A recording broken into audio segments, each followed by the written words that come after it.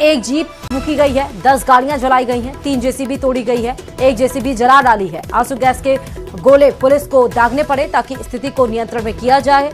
Rubber की गोलियां चलाई गई हैं। प्रदर्शनकारी किसान और पुलिस आमने सामने नजर आए। अब विधायक अभिमन्यु पुनिया को मामूली चोट भी आई और उन्हें फौरन अस्पताल भेजा गया, जहां पर उनका इलाज किया जा रहा है। वहीं राठीखेड़ा में बाहर के कई जिलों से पुलिस जाब्ता मंगवाया गया, क्योंकि 4000 की संख्या में किसान यहां पर एकत्रित थे। उनके सामने पुलिस की जो संख्या थी वो काफी कम थी। राठीखेड़ा में एथेनॉल फैक्ट्री का विरोध ये किसान कर रहे हैं। महापंचायत में करीब 4000 किसान जुटे। जिला प्रशासन ने कल रात से ही यहां पर इंटरनेट बंद कर रखा है। राठीखेड़ा में कई और जिलों से पुलिस जाब्ता मंगवाया गया है और इस जो आक्रामक थी, जो कोहराम मचा था, उसकी 5 तस्वीरें इस समय आपकी टीवी स्क्रीन पर हैं। आप देख सकते हैं, पहली तस्वीर पुलिस और किसानों में झड़प की है। दूसरी तस्वीर जो कार जल गई है, 10 कारों में जो आग लगाई गई है। तीसरी जो सबसे बड़ी तस्वीर है, जहां किसानों का आक्रोश यहां पर टूट गया। उन्होंने बैरिकेड्स तोड़ दिए, शांत कराने की कोशिश लगातार की गई, लेकिन वो इतने ज्यादा आपे से बाहर हो गए कि उन्होंने बैरिकेड्स तोड़कर सीधे वो फैक्ट्री की तरफ मूव किए और वहां पर फैक्ट्री में तो आग लगाई, उसके आसपास जो भी गाड़ियां थी, जेसीबी थी, उन सबको आग के हवाले कर दिया।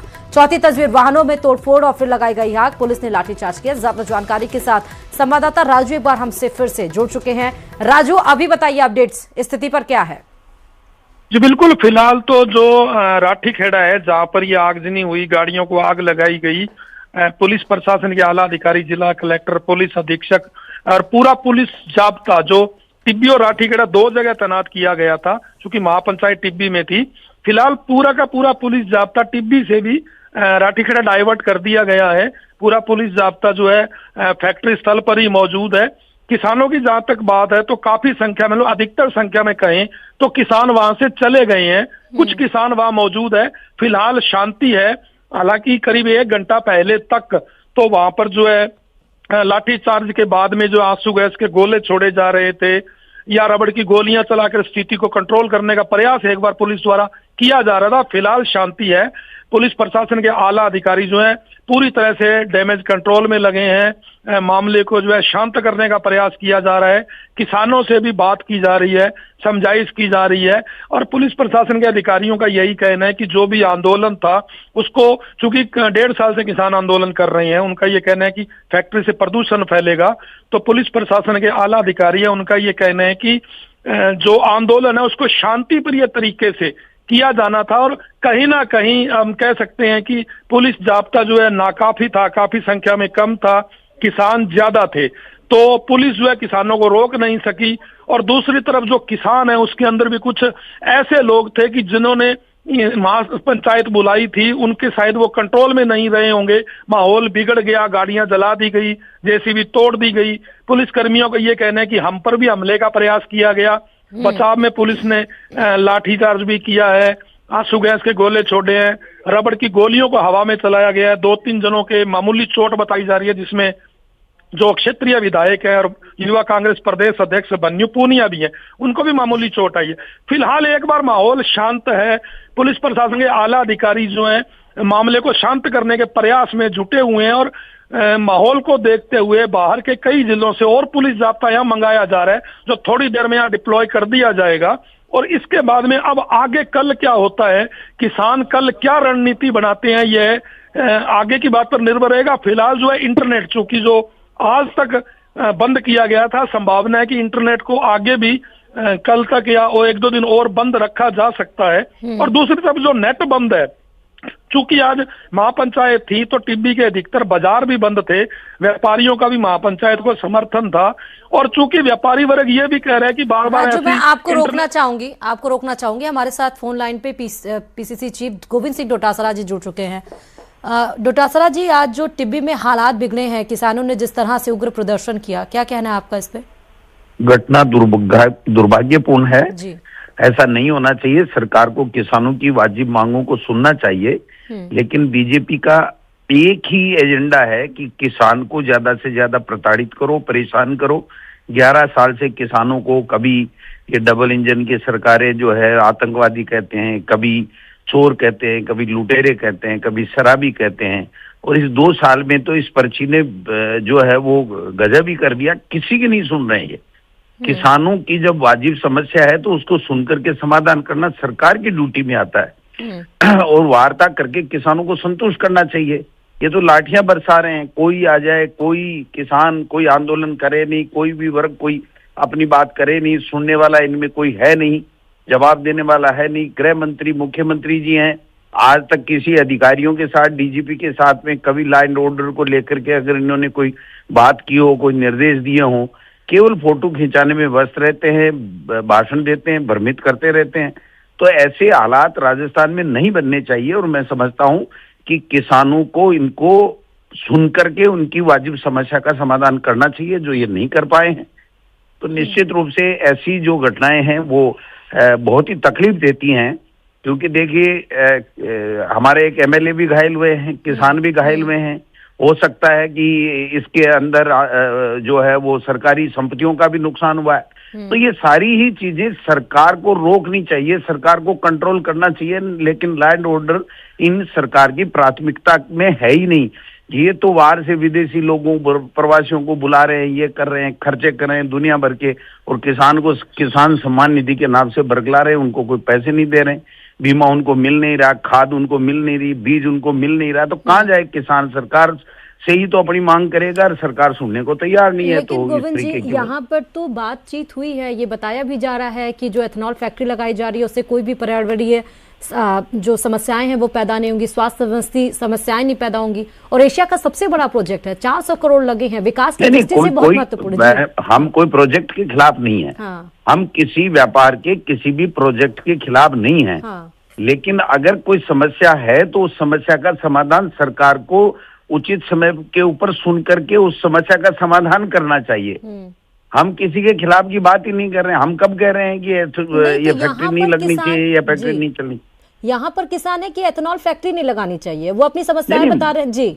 ओहो, किसान या कोई भी वर्ग, कोई भी व्यक्ति अपनी बात कहने के लिए स्वतंत्र है संविधान में, लेकिन उसको उचित माध्यम से, बातचीत के माध्यम से समस्या का समाधान करना चाहिए। इस तरीके की नौबत ही क्यों आई कि आंदोलन करना पड़े और फिर बेकाबू हो जाए और लॉ एंड ऑर्डर बिगड़ जाए? इस तरीके की नौबत न आने के लिए तो इनको प्रयास करना चाहिए था, वो प्रयास सरकार ने किए नहीं, तो ये जो आक्रोश फैल गया, और आक्रोश फैल गया तो ये दिक्कत हो गई। तो विपक्ष में आप लोग हैं, आपके हिसाब से क्या ऐसा सरकार को करना चाहिए जो वो कर नहीं रही है? सरकार को बैठ करके बात करनी चाहिए और प्रतिनिधिमंडल के साथ में चर्चा करके व्यापार भी चले और किसान को समस्या भी नहीं आए, ये दोनों बातें होनी चाहिए। हम किसी व्यापारी के खिलाफ नहीं है, लेकिन किसान की अगर कोई समस्या है तो उसका समाधान तो सरकार ही करेगी ना। उनके प्रॉब्लम क्या है, एक्चुअली प्रॉब्लम क्या है, उसको समझना पड़ेगा, उसका समाधान सरकार को करना पड़ेगा। अगर किसान समझने के लिए नहीं तैयार हो, फिर उसमें क्या हो? नहीं, ऐसे आप कैसे प्रिज्यूम कर सकते हो कि किसान समझेंगे नहीं? तो फिर वार्ता गोविंद जी, नहीं, आप किसानों पे मत डालिए, इतना किसानों के खिलाफ होने की आवश्यकता भी नहीं है। हम व्यापारी के भी खिलाफ नहीं है, लेकिन किसानों के एक प्रिजम्पशन मत बनाइए कि किसान तो नहीं मानेंगे तो क्या करेंगे। ये कोई बात होती है? ये सरकार की ड्यूटी है, सरकार की ड्यूटी है। हम किसानों के खिलाफ नहीं है, कई दौर की वार्ता यहाँ पर हुई है, हमने भी खबर आपको थोड़ी पता है ना, ये तो सरकार वाले कह रहे हैं, आपको थोड़ी पता है ना क्या वार्ता हुई है नहीं हुई है। मैं भी नहीं था वहाँ, आप भी नहीं थे, आप भी सुनी सुनाई बात कर रहे हो, मैंने भी डिटेल्स वहाँ से जानकारी ली। स्थिति खड़ी हुई है उसमें क्या आपको नहीं लगता है एज अ विपक्ष की आपको क्या लगता है कि किसानों के साथ में लाठीचार्ज करना चाहिए? आपको क्या लगता है किसानों को लाठीचार्ज करना चाहिए? इनके लठ बरसाने चाहिए, गोली बरसानी चाहिए। ठीक है, बहुत शुक्रिया गोविंद जी हमारे साथ जुड़ने के लिए, तमाम जानकारी देने के लिए। प्रवीण तोगड़िया की तरफ से कहा गया है बाबरी मस्जिद निर्माण विवाद पर तोगड़िया का ये बयान, ये सिर्फ एक पब्लिसिटी स्टंट, हमने मुगलों को निपटा दिया है, ऐसे दावे करने वाले कई हुमायूं आए हैं। दरअसल जिस तरह से बंगाल में बाबरी मस्जिद को लेकर बखेड़ा खड़ा हो चुका है, उसी को लेकर प्रवीण तोगड़िया ने ये बड़ा स्टेटमेंट दिया है। हिंदुओं को इस पब्लिसिटी स्टंट से पढ़ने की जरूरत नहीं है, हम हिंदुओं का जीवन स्तर सुधारने में लगे और वो अब भी बाबरी कर रहे हैं।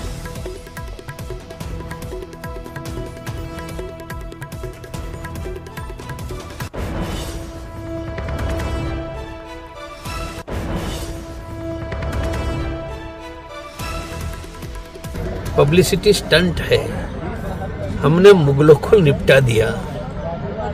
मुगल का वंशज भारत में नहीं है और महाराणा प्रताप का और उनके साथ लड़ने वालों के वंशज गौरव से है। तो ऐसे कई हुमायूं आए और चले गए। ये पब्लिसिटी स्टंट है, हिंदू को उस पर पढ़ना ही नहीं चाहिए।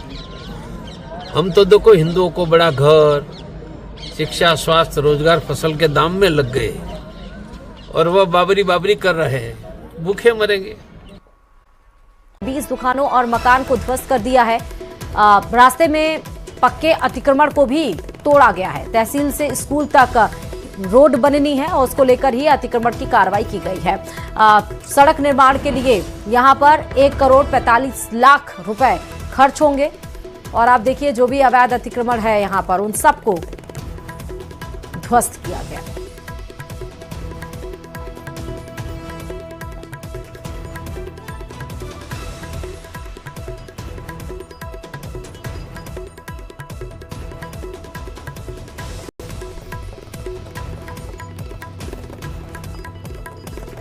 और चलिए अब बात होगी बम की धमकी की। राजस्थान हाई कोर्ट में लगातार मिल रही बम धमकियों ने सोमवार सुबह एक बार फिर पूरे परिसर को अलर्ट मोड पर ला दिया। बुधवार सुबह धमकी भरा मेल मिलते ही सुरक्षा एजेंसियों ने व्यापक तलाशी अभियान चलाया। खास बात यह कि ख्वाजा नगरी अजमेर भी इसी तरह की धमकी भरे ईमेल से दो चार है। देखिए रिपोर्ट।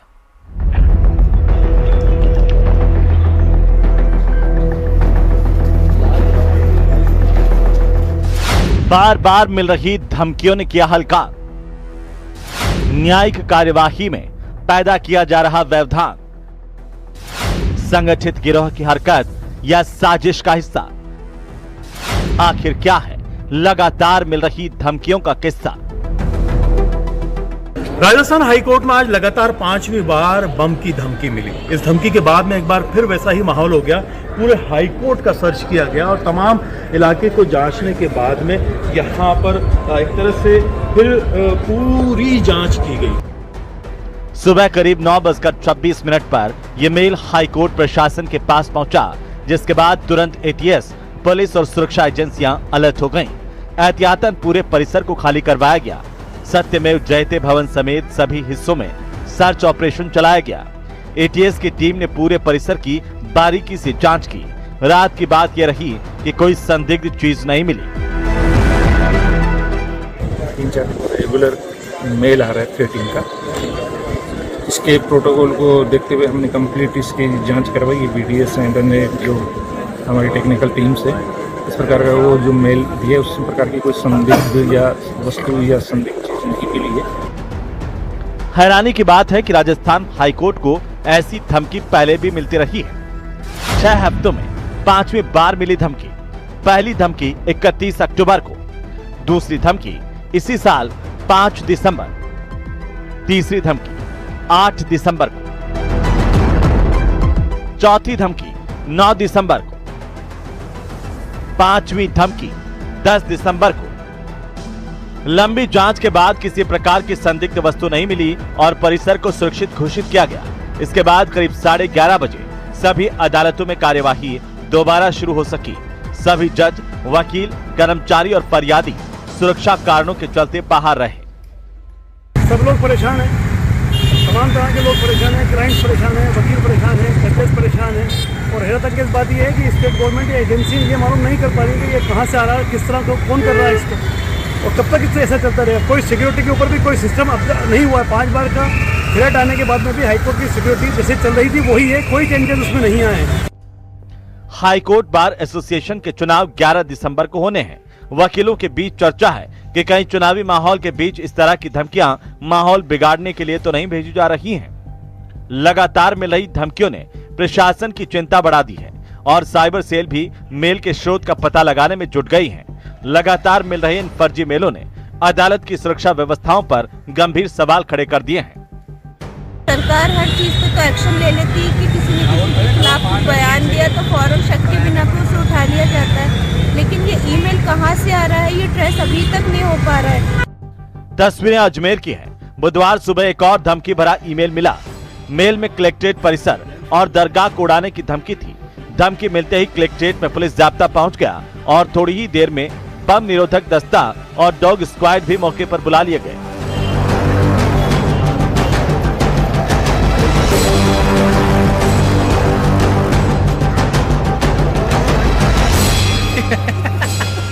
बताया जा रहा है कि सभी जगह पर अलर्ट हैं और किसी तरह की गड़बड़ी ना हो, इसे लेकर चप्पे चप्पे पर निगरानी यहाँ पर की जा रही है। सुरक्षा यंत्रों हों या फिर सुरक्षा एजेंसी हों, उनके माध्यम से तमाम जो दफ्तर हैं कलेक्ट्रेट परिसर के, उनको चेक किया जा रहा है। दरगाह परिसर को जो है खाली कराने के साथ ही वहाँ पर भी चेकिंग अभियान चलाया जा रहा है, जिससे कि इस जो मेल है उसका पता लगाया जा सके और कहीं ये कहाँ से ये मेल आई है उसको लेकर भी जाँच पड़ताल की जा सके। पिछले सप्ताह भी इसी तरह का धमकी भरा ईमेल आया था।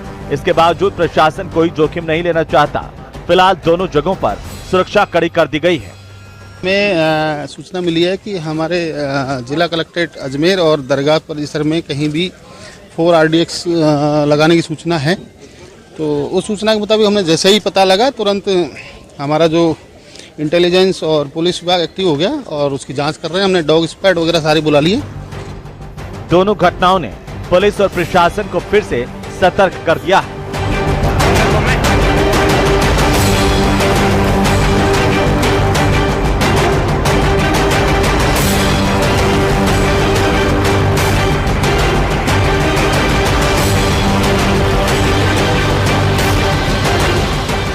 दरगाह परिसर को जो है खाली कराने के साथ ही वहाँ पर भी चेकिंग अभियान चलाया जा रहा है, जिससे कि इस जो मेल है उसका पता लगाया जा सके और कहीं ये कहाँ से ये मेल आई है उसको लेकर भी जांच पड़ताल की जा सके। ये हफ्ते में जो है ये दूसरा मेल है। ऐसे में पिछला जो मेल है उसकी अभी तक जानकारी नहीं लग पाई है, लेकिन किसी भी तरह से जो सुरक्षा है उस पर ढिलाई ना हो और अलर्ट मोड पर सभी रहें, इसको लेकर जो है जाँच पड़ताल और सुरक्षा की दृष्टि से सभी स्थानों पर चेकिंग अभियान चलाया जा रहा है। कैमरा पर्सन कौशल सिंह के साथ अशोक सिंह, न्यूज़ 18 अजमेर। सिरोही जिले से इस वक्त की बड़ी खबर मिल रही है। अनादरा गांव में माली समाज के पंचों का तुगलकी फरमान आया है। दरअसल जमीन विवाद को लेकर 15 पंचों ने समाज से बहिष्कृत किया है। पीड़ित परिवार से संबंध रखने वाले लोगों को पाबंद कर दिया गया है। बहन से ससुराल जाने पर पंचों ने नाराजगी जताई है। थाने में सुनवाई न होने पर एसपी से इंसाफ की गुहार लगाई गई पीड़ित परिवार के द्वारा। तो बड़ी खबर इस वक्त की अनादरा से सिरोही के।